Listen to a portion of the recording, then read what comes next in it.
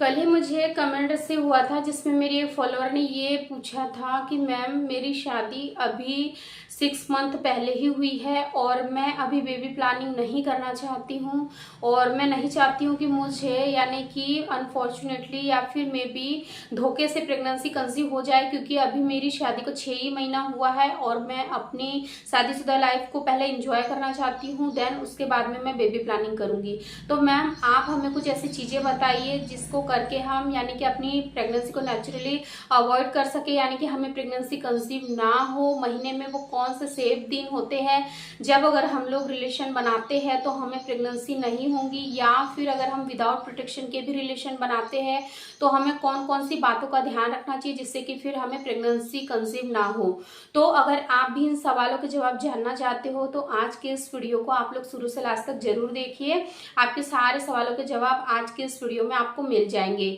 चलिए आज के इस वीडियो को हम बिना देर करे शुरू करते हैं।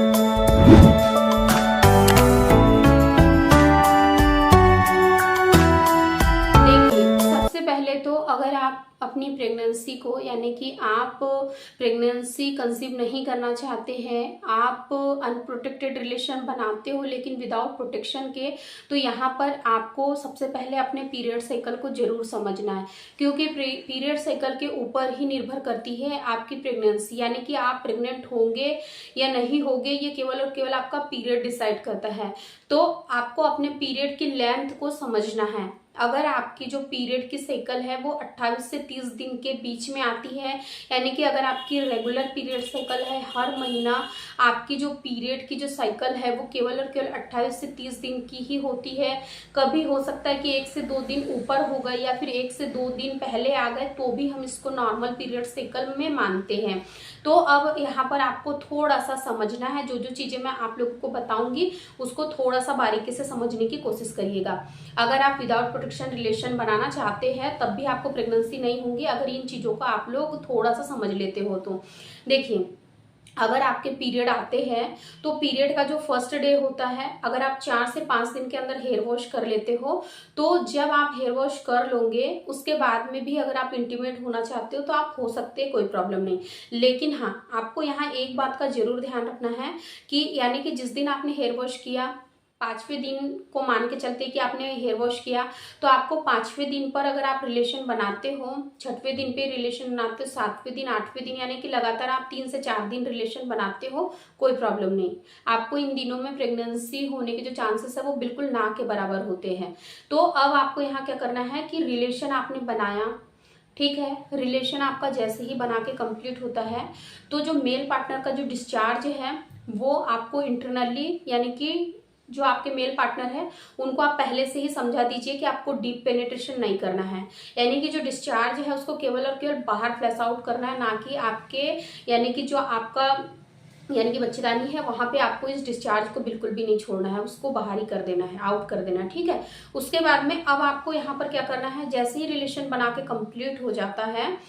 1 से 2 मिनट आप रुक जाइए, लेकिन उसके तुरंत बाद आपको उठ जाना है, उठकर खड़े हो जाना है और आपको सीधे से वॉशरूम चले जाना है। वॉशरूम जाना है, यूरिन पास करना है, आपको अच्छे से क्लीनिंग वगैरह कर लेना है और क्लीनिंग वगैरह करने के बाद में अच्छे से आपको ड्राई कर लेना है आपके जो भी प्राइवेट पार्ट वगैरह है, मतलब जो आपका यानी कि निचला अंग है उसके आसपास से आपको अच्छे से क्लीनिंग कर लेना है, पानी वगैरह से यानी कि अच्छे से क्लीन कर लीजिए, ड्राई कर लीजिए। देन उसके बाद में आप अंडर गारमेंट्स वगैरह का इस्तेमाल कर सकते हो। आपको ये चीज़ें डेली करना है, यानी कि जब भी आप रिलेशन बनाओगे, रिलेशन बनाने के बाद में आपको सेम इस ट्रिक को आपको फॉलो करना ही है कि रिलेशन बनाने के बाद में आपको वैसे ही लेट नहीं जाना है, आपको यूरिन पास करने के लिए जाना ही जाना है। क्योंकि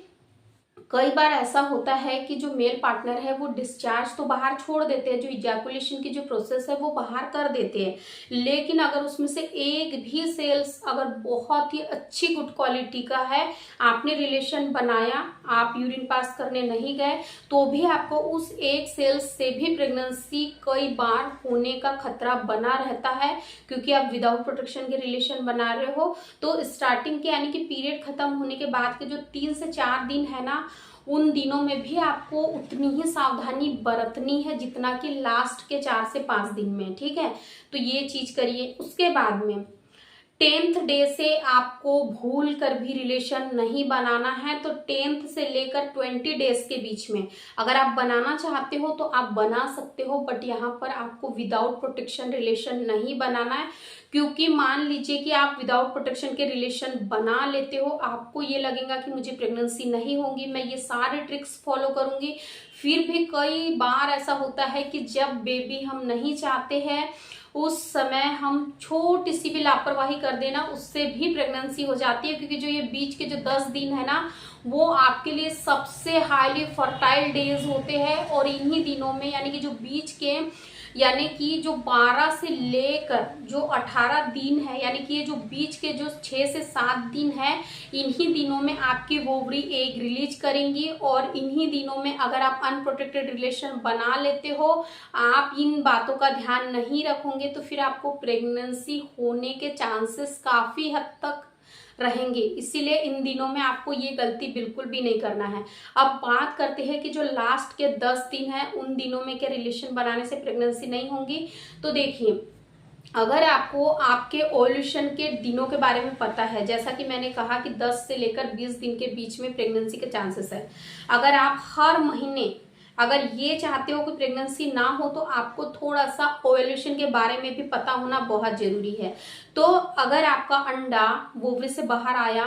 और उस दौरान आपने संबंध नहीं बनाया, वो फूट गया, ठीक है। क्योंकि जो अंडे की जो लाइफ साइकिल होती है वो केवल और केवल 24 घंटे की होती है। 24 घंटे के अंदर उसको मेल पार्टनर के सेल्स नहीं मिलते हैं, तो वो खुद ब खुद ही डिजोल्व हो जाता है और फिर आपको अगले महीने पीरियड आ जाते हैं। यानी कि अंडा जब फूट जाता है उसके 14 दिन के बाद में आपको फिर से पीरियड आ जाते हैं। तो आपको इस चीज को थोड़ा सा समझना है। अब जो लास्ट के जो 10 दिन है ना, उन दिनों में आप लोग रिलेशन बनाइए, लेकिन सेम इन्हीं बातों का आप ध्यान रखिए, तो आपको प्रेगनेंसी नहीं होगी। क्योंकि जो बीच के 10 दिन होते हैं वही सबसे हाईली फर्टाइल डेज होते हैं, और उन्हीं दिनों में महिलाएं कई बार जाने अनजाने अनप्रोटेक्टेड रिलेशन बना लेती है और फिर ऐसे में उनको प्रेगनेंसी हो जाती है। तो आपको इस चीज को थोड़ा सा बारीकी से समझना है। आई रियली होप कि आपको ये बात जरूर क्लियर हो गई होंगी कि अनप्रोटेक्टेड रिलेशन अगर आप बनाते हो तो आपको यानी कि यूरिन पास करने के लिए जाना ही जाना है। किसी भी कंडीशन में आपको